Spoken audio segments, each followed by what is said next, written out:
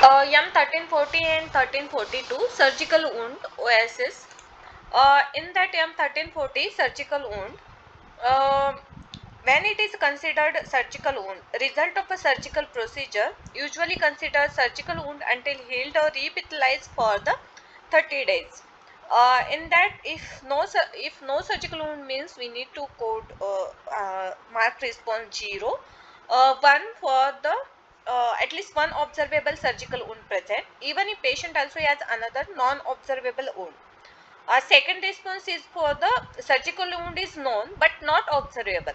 Surgical wound exists but cannot be seen or covered by cast, non-removable dressing device, and physician order not to remove.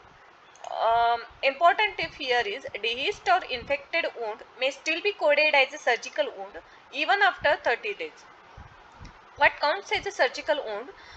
Flap or graft surgery for the pressure ulcer, a central line mediport drain site, orthopedic pin site are considered for the surgical wound. What is not a surgical wound? Bowel-ostomy, unless it's takedown surgery, means if there is a takedown procedure for the bowel-ostomy, at that time we consider M1340 as for the surgical wound. If not a takedown surgery means we cannot mark M1340. PACC line peripherally inserted cataract surgery, vaginal and mucosal surgery are not considered for the surgical wound. Most important, M1342 healing status. In that, the first thing we determine is whether the surgical wound is healing by primary intention or secondary intention. Primary intention means in that the incision edges are closed with sutures, staples or glue.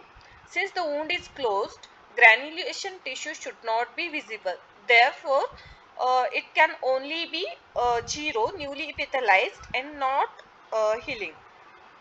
Second is a secondary intention.